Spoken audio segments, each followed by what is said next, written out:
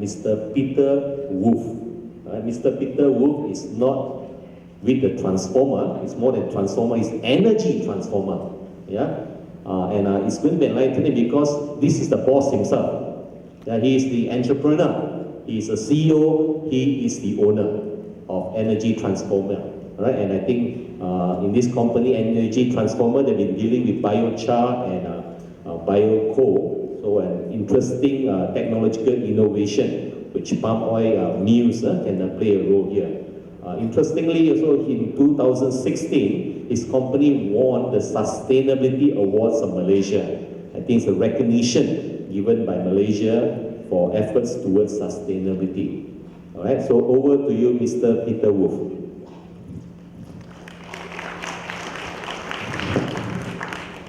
So Peter is going to talk about animal feed prospects for the Malaysian palm oil industry. Yeah, he did say it can be technical, but he'll do his best. And if any questions, he's more than happy. You see, this is how the owner walks up, full of energy and passion. Over to you, Peter. Thank you very much, Mr. Chairman. Good afternoon, honorary guests, ladies and gentlemen. My name is Peter from Energy Transformers, entrepreneur in sustainability, born in the Netherlands. I'm going to present to you today an alternative solution for the palm oil industry, agricultural waste. Before I begin my paper on animal feed prospects for the Malaysian palm oil industry, I would like to pose a question to you.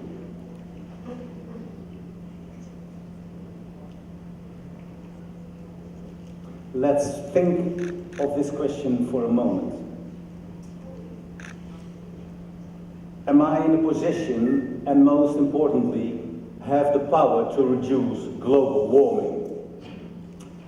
You might be thinking, isn't Peter supposed to talk about animal feed prospects? Indeed I will, but since our prosperity, income and global warming intend to go hand in hand, I invite you to think differently, out of the box. If we want to address global warming, we must learn to use our resources more wisely, kick our addiction, and quickly start turning to sources of energy that have fewer negative impacts. This does not just apply for energy, but also for the chemical industry and agricultural. In 2010, I took over a compounding company. We produce compounds and master batches.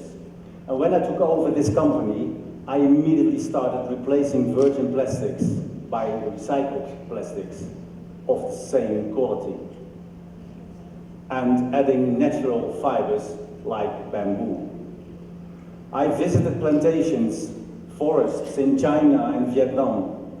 It took blood, sweat and tears and quite some persuasion, convincing people that our products were of the same quality as they knew them. And although recycled plastics were used, we were not cheaper. We offered them a sustainable product. We invited them to think green, to contribute to a better world. I will come back to energy and agriculture later in my presentation.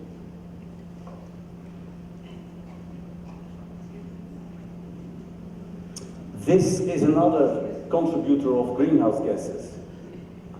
80% of global warming comes from livestock and deforestation.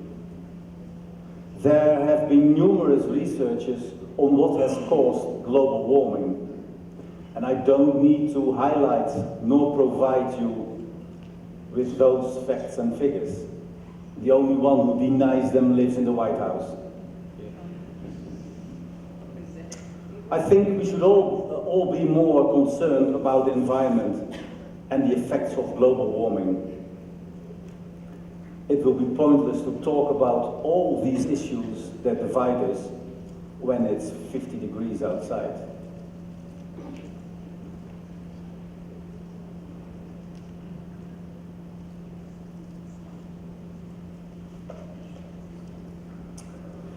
Ladies and gentlemen, let's get back on track. Malaysia's livestock industry is important and one of the fundamental industries in the country's agricultural development. It provides employment and supplies in the domestic requirement of meat, milk and dairy products. The development of the industry will ensure the food security in the country and reduces dependency on meat imports.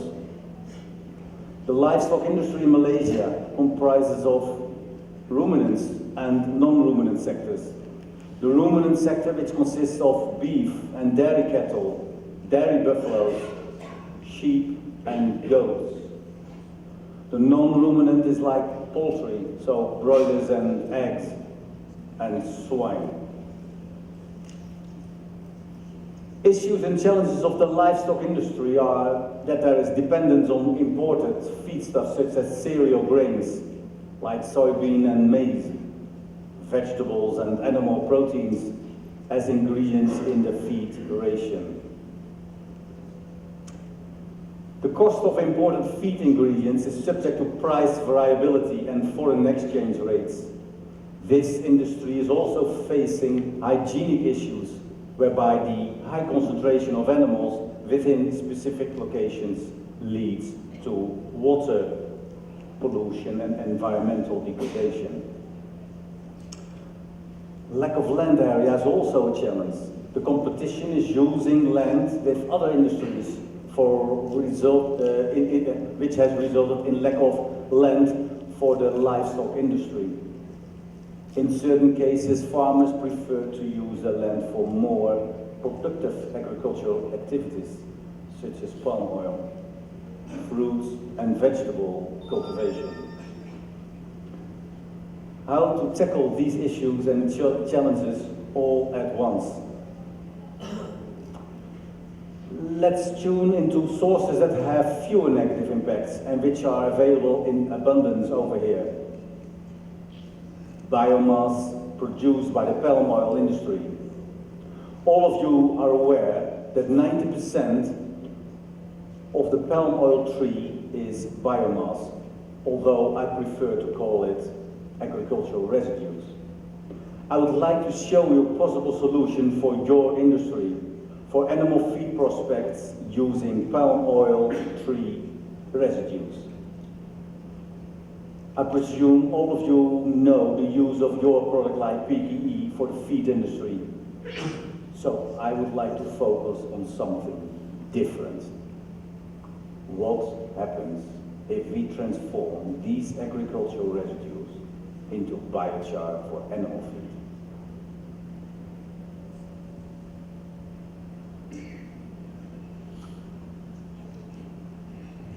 I'm sure most of you are familiar with biochar. For those who are not, I will give you a short descriptive of biochar.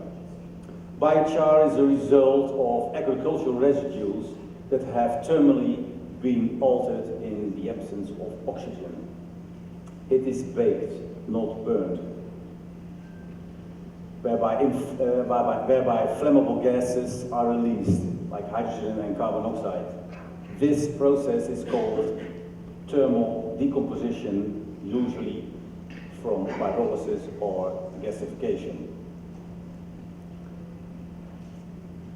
This thermal treatment, combined with the characteristics of agricultural residues, yields a charcoal-like material with a unique physical structure and chemical makeup. In short, biochar offers an incredibly vast surface area on which to capture and hold minute particles. This lends it to providing a habitat for microbes as well as absorbing undesirable components. And finally, biochar can retain water and nutrients.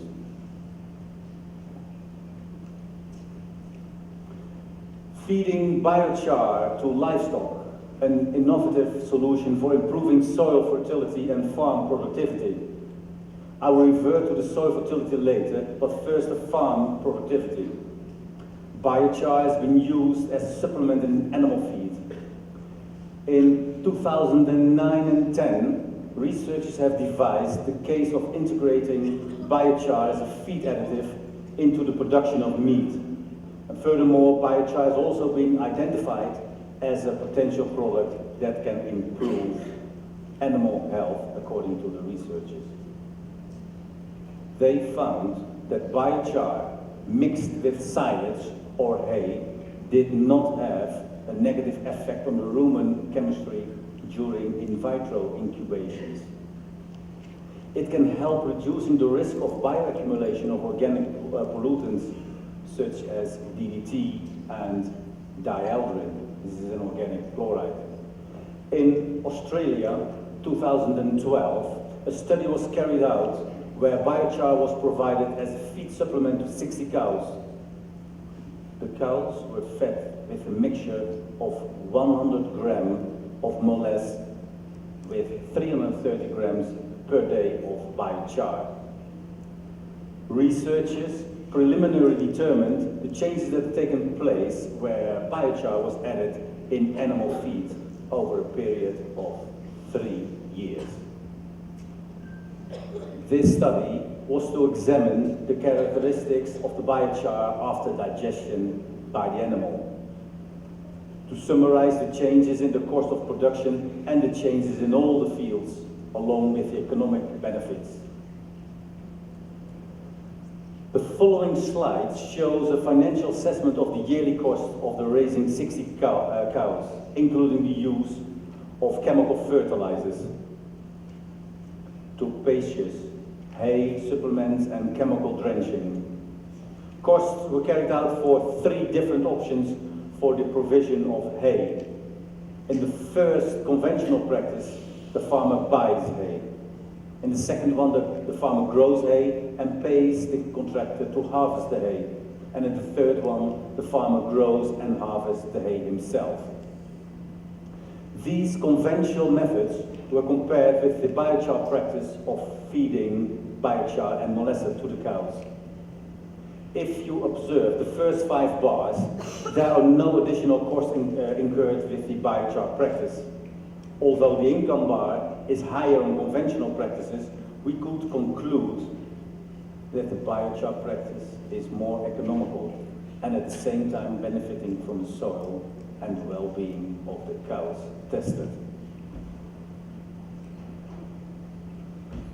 Test results have shown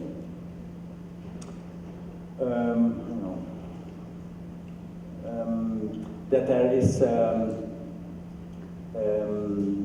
that the addition of biochar as a feed additive to the 60 cows provide quite some invaluable benefits.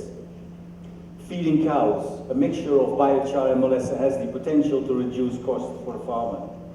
This study provided very positive and initial evidence that biochar practice could be commercialized very quickly.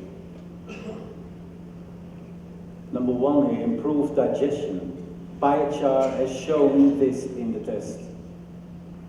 Increased immunity. As an absorbent, biochar has shown to lock up toxins in the digestive tract.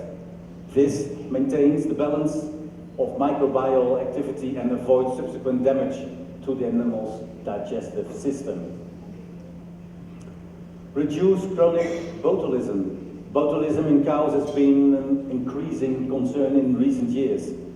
One study administered a charcoal sauerkraut mix to cows suffering from chronic botulism and found it could be a useful tool in controlling the condition. Applying biochar to feed also improved the absorption of energy from the feed, ultimately improving the efficiency of the feed. Increased growth rates and final body weights of broilers as a result of biochar have also been documented.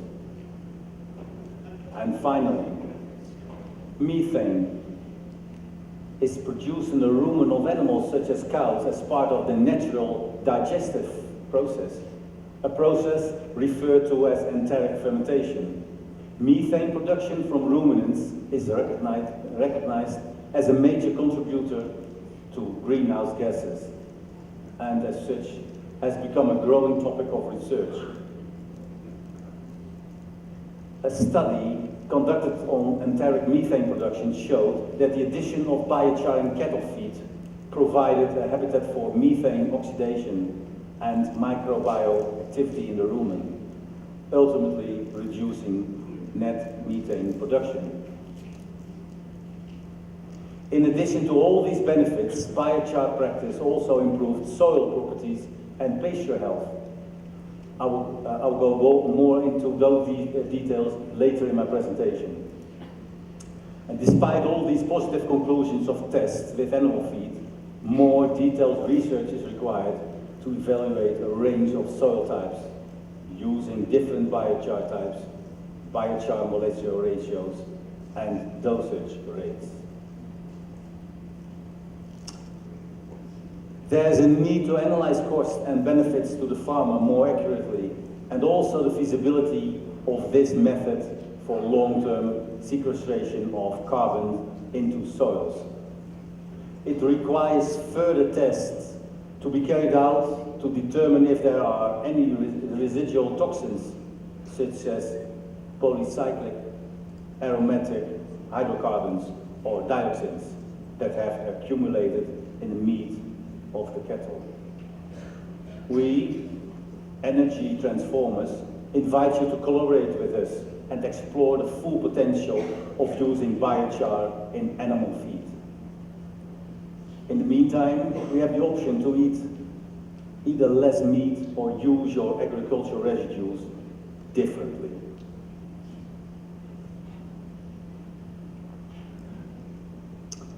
Now I will be moving on to soil fertility using biochar. Ladies and gentlemen, first I would like to look at this satellite picture. Do you know what this is? Well, the red spots are the plantations where agricultural residues are burning. All the rest you see is smog and haze. This is Kalimantan. We have all experienced the effects in this country when this was happening in Indonesia and in neighboring countries. And this is an article in the New York Times.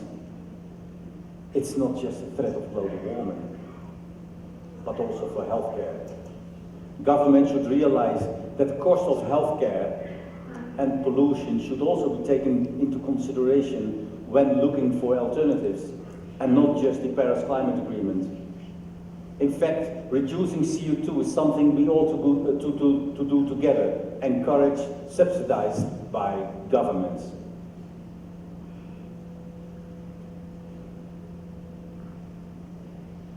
ET, energy transformers, believe we can reduce greenhouse gases by innovating sustainability.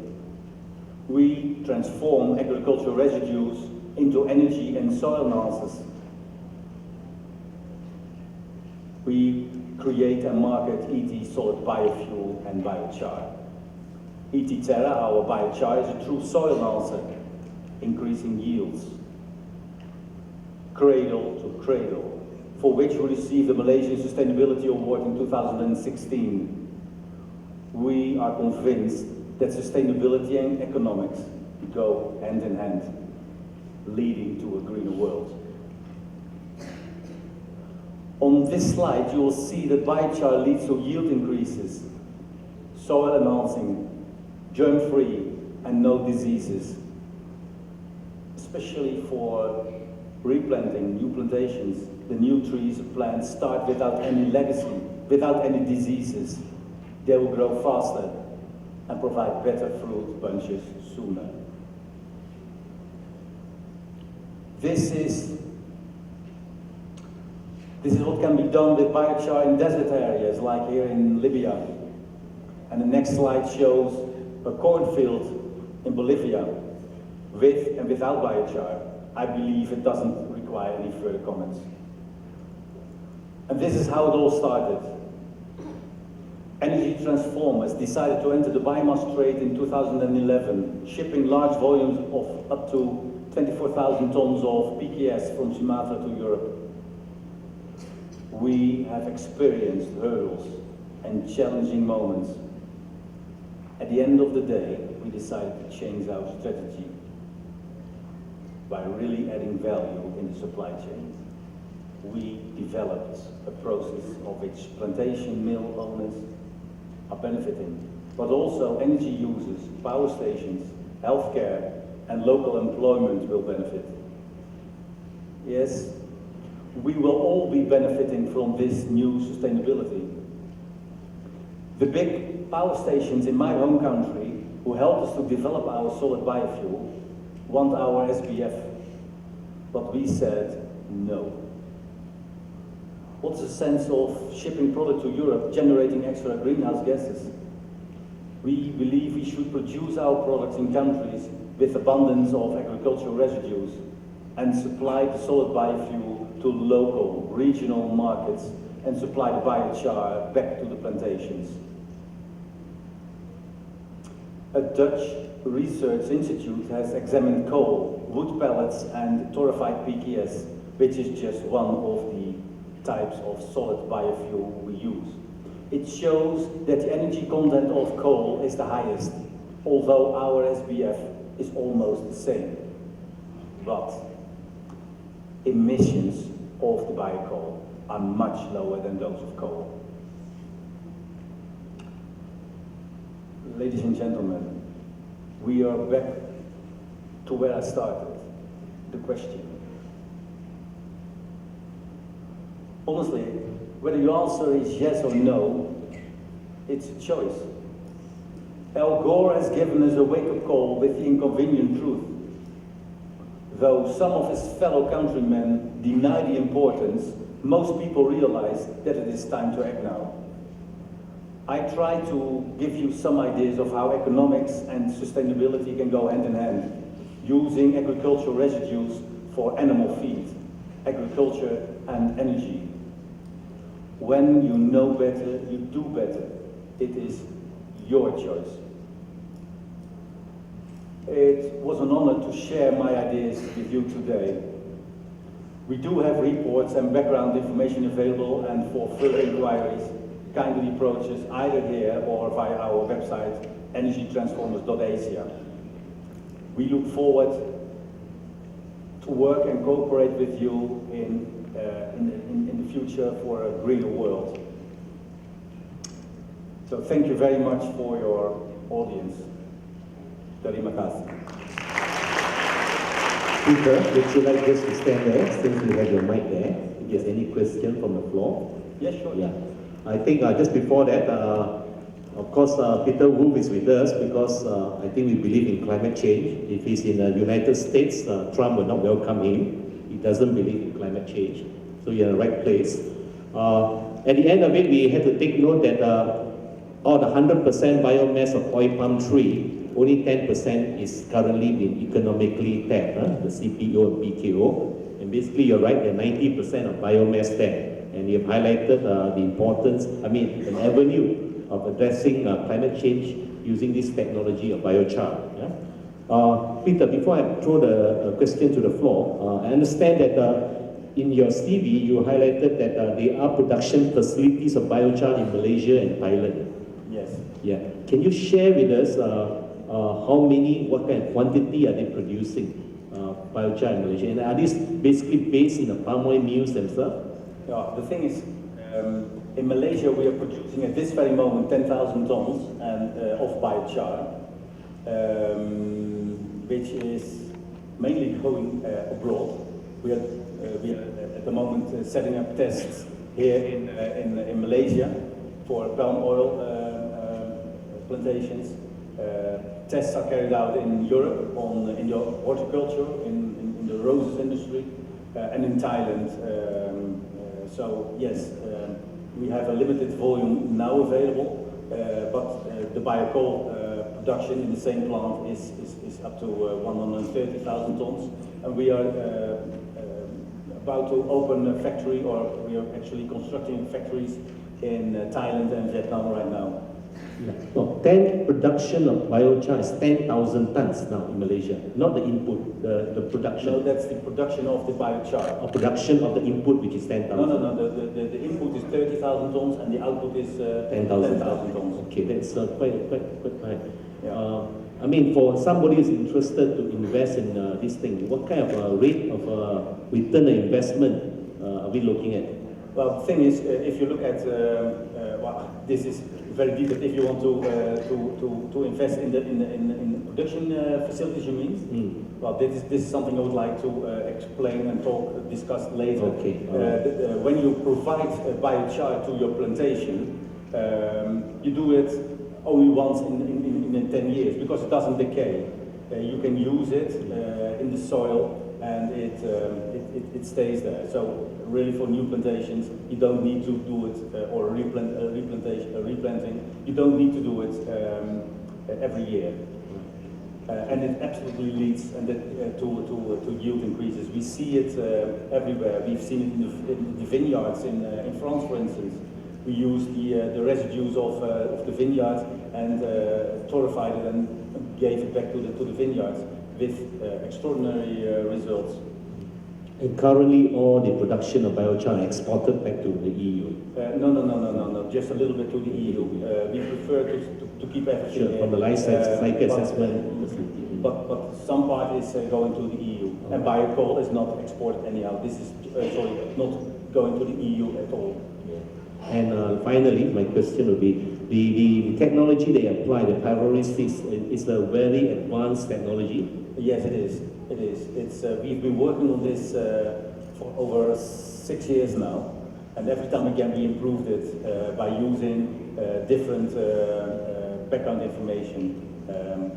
Yes, this is a patented technology. Right. Yes. Thank you. That will be from me. Maybe open to the floor. Huh? Although Peter started biochar more for animal feed, but actually biochar has a lot of other uses. Yeah? Yeah. Any questions from the floor, ladies and gentlemen? Yes, I have Mr. Teo Ling there.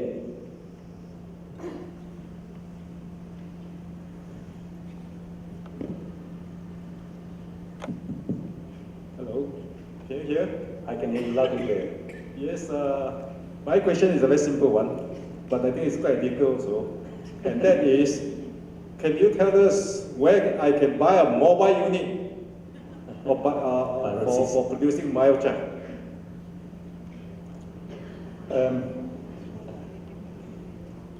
Yes. Because my intention is actually, to use all the oil palm trunk during the planting. Yes. When we started looking at possibilities in Sarawak, for instance, you've got plenty of rivers. Wherever you have rivers, you can move. We started of having mobile units on board of a barge and ship it from one unit to the other one. But in fact, you can build it, a small unit, you can build it and move it on a barge, and also we can build mobile units, but at the same time, this is not something you should do every year or every 2 years or 3 years. 3 years is at least a minimum, and if you would like to know more, we will definitely have the possibility to discuss it, and yes, we can. Because earlier on, actually, I approached the Department of Environment, and because of the pyrolysis process, where the temperature has to go up sky high, okay? Yes. And they say, no, mobile unit, you are not allowed in this country. I wouldn't put it on a truck or in a container.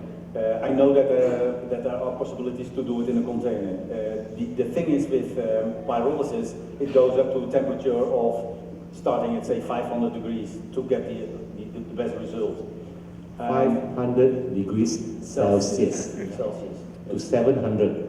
Yes, and gasification is even higher. So to get the best result, this is what we do. We have, you can build a Bentley, and the Bentley cannot be on a mobile one. The Bentley provides a biochar, it's a superb. You can also have slightly lesser quality, and that's something you can do in a mobile unit, but then again, to have it economical, feasible, volumes do matter, and also the period that it will stay somewhere in an area. So I would be happy to discuss it with you at later today. Okay, thank you very much. Thank you anyway. Yeah. Okay, thank you very much. Thank you, Mr. Teo Ling, for your question. Any questions from the floor? Okay, I think Peter will catch up with you later. I will catch up with you later. All right, thank you very much. Okay, thank you very much. Can you give a round of applause to Peter? But